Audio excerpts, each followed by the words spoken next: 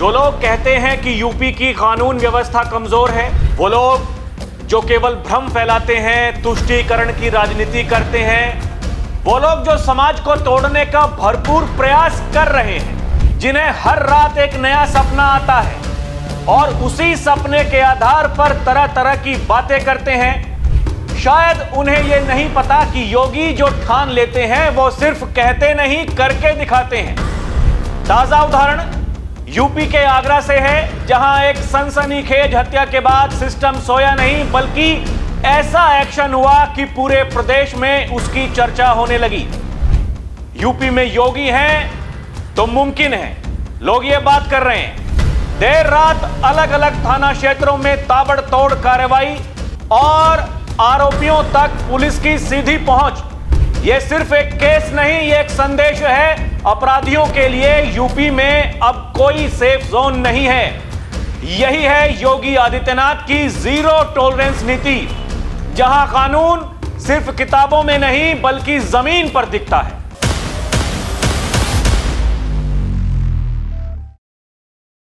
दर्शकों नमस्कार, DNP India में आपका स्वागत है। मैं हूं आपके साथ राहुल चौधरी। यूपी के आगरा में राज चौहान की हत्या के बाद पुलिस का तत्काल एक्शन देखने को मिला है। पुलिस ने ताबड़तोड़ कार्रवाई कर 23 जनवरी को हुई सनसनीखेज हत्या के आरोपियों का देर रात अलग अलग थाना क्षेत्रों में एनकाउंटर कर दिया। वहीं इस हत्याकांड के मुख्य आरोपी अरबाज खान उर्फ मंसूरी की गोली लगने से मौत होने की खबर सामने आई है। दरअसल मुठभेड़ के दौरान अरबाज के दो साथी आशु और मोहित के पैर में गोली लगी, जिन्हें पुलिस ने घायल हालत में पकड़ लिया।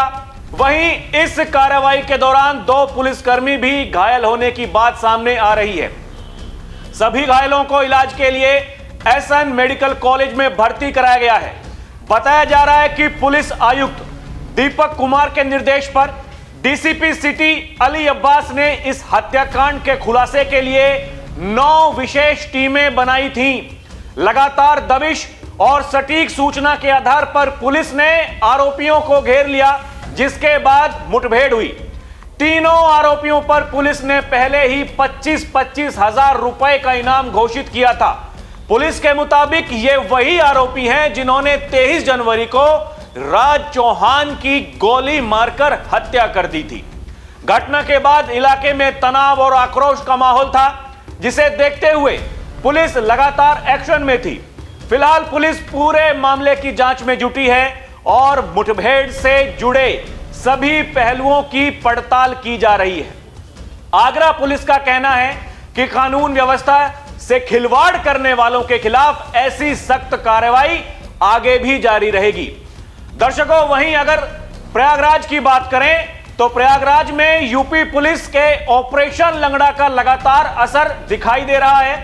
यमुनानगर जोन में देर शाम पुलिस और लूट के शातिर बदमाशों के बीच मुठभेड़ हुई, जिसमें 2 अभियुक्तों पप्पू सोनकर और अरविंद उर्फ रजनीश सोनकर को गिरफ्तार कर लिया गया है।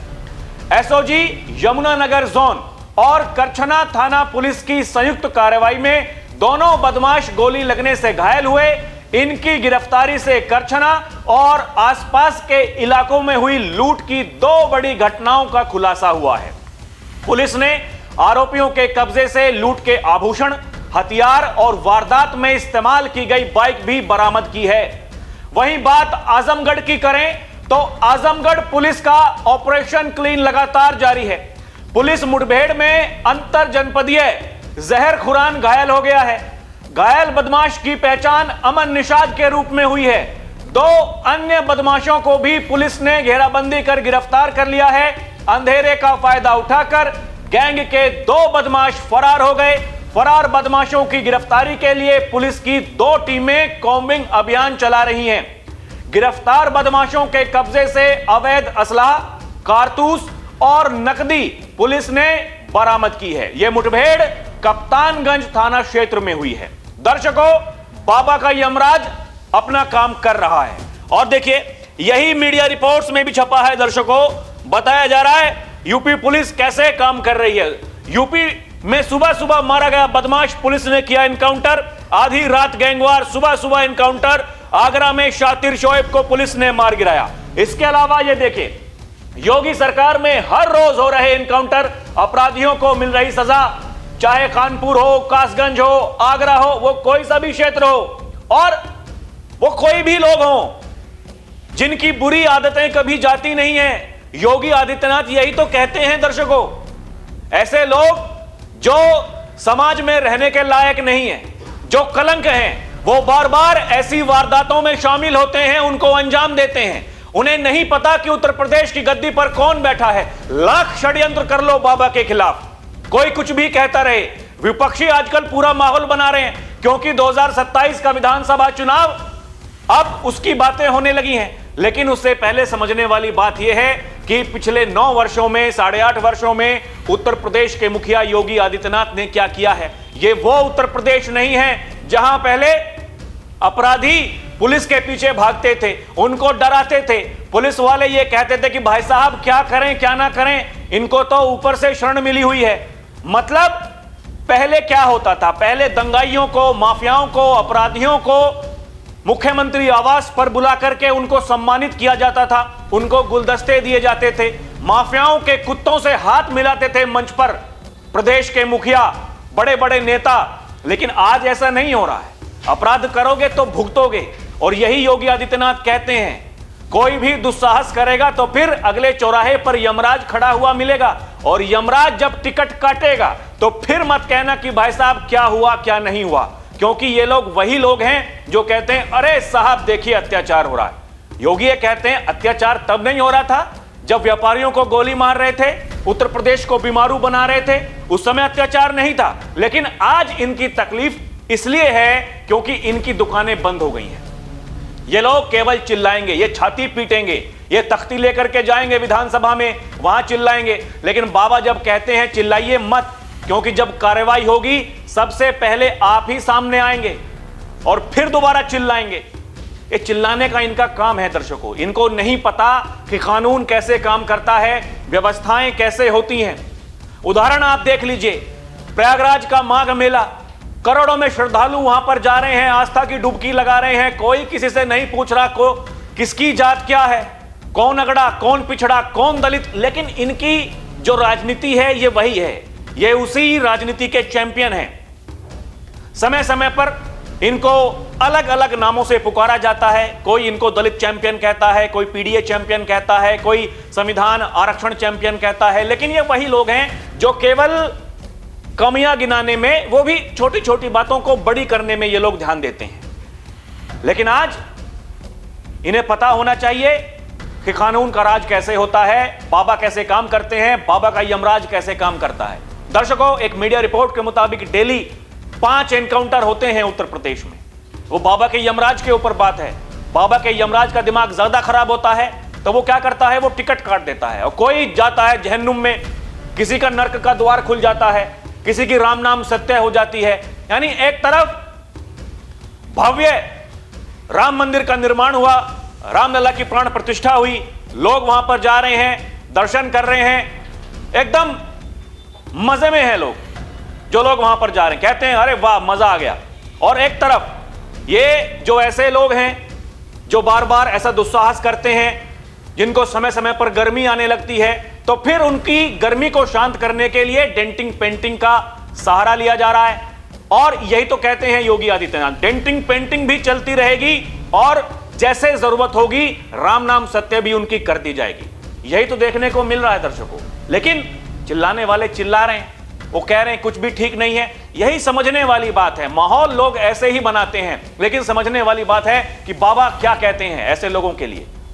बाबा कहते हैं कि भैया यमराज तो अपना काम करेगा, टिकट तो वो काटेगा, जिसको जहन्नुम में जाना है वो जाएगा।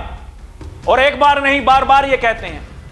बाबा ये कहते हैं, ये उन लोगों के लिए भी संदेश है जो माफियाओं को अपना शागिर्द बनाते हैं, उनको गले लगाते हैं, उनकी कब्र पर जाकर के फातिहा पढ़ते हैं। क्या कहते हैं योगी आदित्यनाथ, आप सुन लीजिए। और ये उन लोगों के लिए भी संदेश है जो लोग माफिया को अपना शागिर्द बनाते हैं, उनकी कब्र में जाकर के फतिया पढ़ते हैं। उन माफिया को गले लगा करके गरीबों का शोषण करते हैं या करवाते रहे हैं। अब उत्तर प्रदेश में तो नहीं कर पाएंगे। उत्तर प्रदेश की जनता तो उनकी असलियत समझ चुकी है, इसलिए उनको जवाब देती है। दर्शकों, इसके अलावा सबसे बड़ी बात यह है कि आप अपने आसपास के जो इलाके हैं जहां आप रह रहे हैं, वहां देखिए कि कौन लोग ऐसे हैं जो इस तरह का अपराध करते हैं। वो अपराधी जो हैं उनको पहले आप समझाने का प्रयास कीजिए, उनको बताइए ये सही नहीं है, ये गलत है, आप गलत राह पर चल रहे हैं, और फिर भी वो नहीं मानते हैं तो आप एक काम कीजिए, जाकर के प्रशासन को बता दीजिए। उनको ठोकने का काम प्रशासन खुद कर लेगा। यही बार बार कह रहे हैं योगी आदित्यनाथ। सुनिए वो क्या कह रहे हैं। आपके अगल बगल के क्षेत्र में भय और दहशत का माहौल पैदा कर रहा है, पहले उसको रोको, उसको समझाओ। अगर नहीं मानता है तो प्रशासन को बताओ, प्रशासन अपने आप ही उसको ठोकने का कार्य कर देगा। तो दर्शकों, सावधान रहिए, सतर्क रहिए और देखिए कहां क्या गलत हो रहा है, और केवल आपको बताना है जाकर के।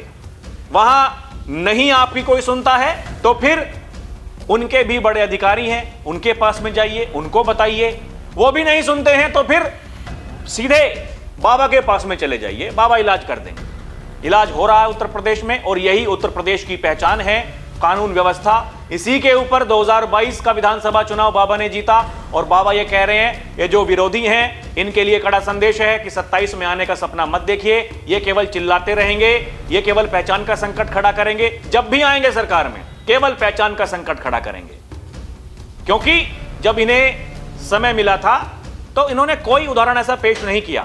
आज उदाहरण भी है, कानून व्यवस्था कैसे उसका राज होना चाहिए, ये सब कुछ आपके सामने है दर्शकों। बाकी आपको क्या लगता है हमें कमेंट करके बताएं, और देखते रहें डीएनपी इंडिया, हर खबर भरोसे के साथ। नमस्कार, जय हिंद।